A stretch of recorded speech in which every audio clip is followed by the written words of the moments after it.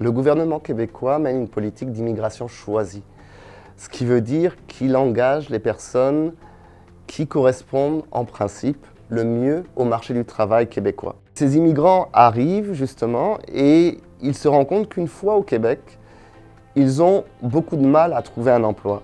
Alors ça peut être pour des raisons structurelles, la reconnaissance des diplômes, ça peut être l'intégration de certains ordres.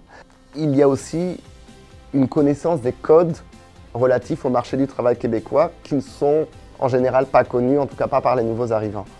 Donc il y a plusieurs niveaux qui font qu'aujourd'hui, le taux de chômage des personnes immigrantes est 2 fois supérieur à celui de la population québécoise, alors que, toujours en moyenne, les nouveaux arrivants sont généralement plus diplômés que la moyenne de la population québécoise. Donc c'est tout le paradoxe un peu. Il y a certains défis pour les employeurs avec la main-d'œuvre immigrante. Le premier, ça serait déjà d'être sensibilisé à l'interculturel. Il y a d'autres éléments qu'il convient d'adapter.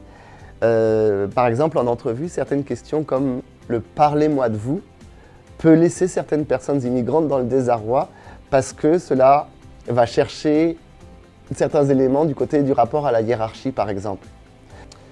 Pour cela, il faut absolument se départir de tout type de généralisation liée à une origine en particulier. L'important, c'est vraiment de se centrer sur les compétences de la personne et arriver à évaluer correctement les compétences de la personne. Le but d'un employeur, c'est d'avoir les personnes les plus compétentes à chaque poste. S'ouvrir à la diversité, c'est aussi s'ouvrir à de nouvelles compétences, aussi s'ouvrir à de nouveaux savoir-être qui peuvent augmenter la créativité et en bout de ligne la productivité de l'entreprise. Ça, c'est très important. Donc il serait dommage de se priver de cette perle rare juste parce que cette perle rare est immigrante.